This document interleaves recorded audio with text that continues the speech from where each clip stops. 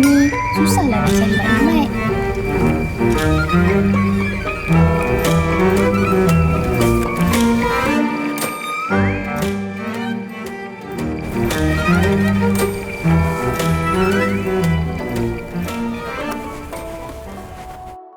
Aish, awak tengah buat apa tu? Saya tengah cari maklumat ni. Tapi itulah banyak sangat buku nak kena baca. Susah saya nak cari maklumat. Lah, kenapa tak guna teknologi yang ada? Sekarang kan zaman digital. Lah. Kita kan ada perpustakaan maya.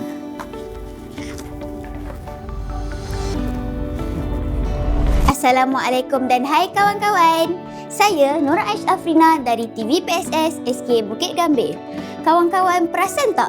Sekarang ni dunia berubah dengan sangat pantas. Kemana sahaja kita pergi, teknologi ada di hujung jari. Tapi, sejauh mana teknologi dapat membantu kita mencari ilmu? Jom bersama saya dalam Generasi Digital. Menurut Kamus Dewan, ilmu bukan sekadar fakta, tetapi cahaya pengetahuan yang merangkumi dunia dan akhirat.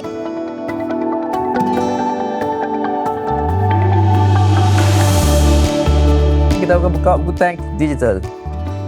Encik Hussein ke mana? Membawa keluarganya ke taman rekreasi. Hari ini, dalam arus modernisasi, ilmu tidak lagi berdiri sendiri. Ia bergerak pantas seiring dengan kecanggihan teknologi.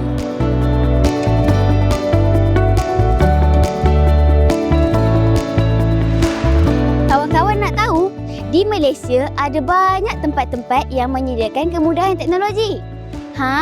Kini saya berada di Penang Digital Library. Di sini, setiap sentuhan adalah jawapan.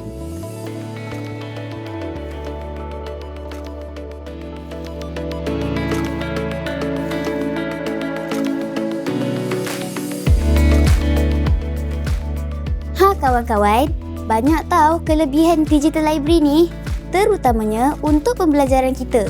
Rugi tahu kalau kita tak manfaatkan teknologi yang ada. Sebagai seorang murid, amatlah mudah bagi kami untuk mengakses sumber rujukan dengan lebih cepat dan efisien dengan adanya pelbagai teknologi.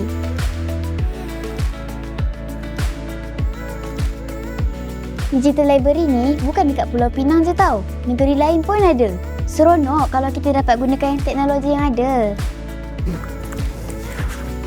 Sekolah kita pun adalah perpustakaan maya. Betul lah. Mari saya tunjukkan. Saya percaya kawan-kawan mesti dah ada akses Delima sendiri kan? Sebenarnya ada banyak aplikasi seronok yang kita boleh cuba tau.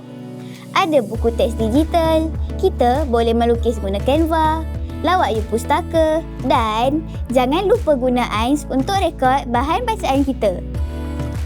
AI juga terdapat di dalam Delima seperti ChatGPT dan Gemini.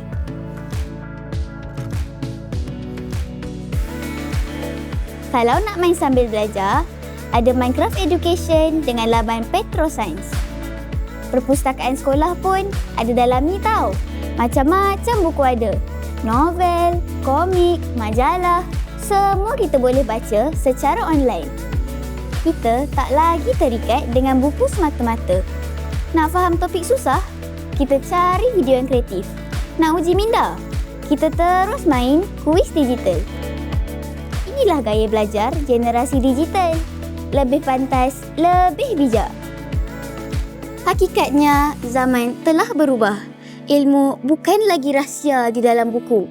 Ia adalah gelombang inovasi untuk diteroka. Jom sama-sama kita semai ilmu di hati, manfaatkan teknologi perkasa generasi.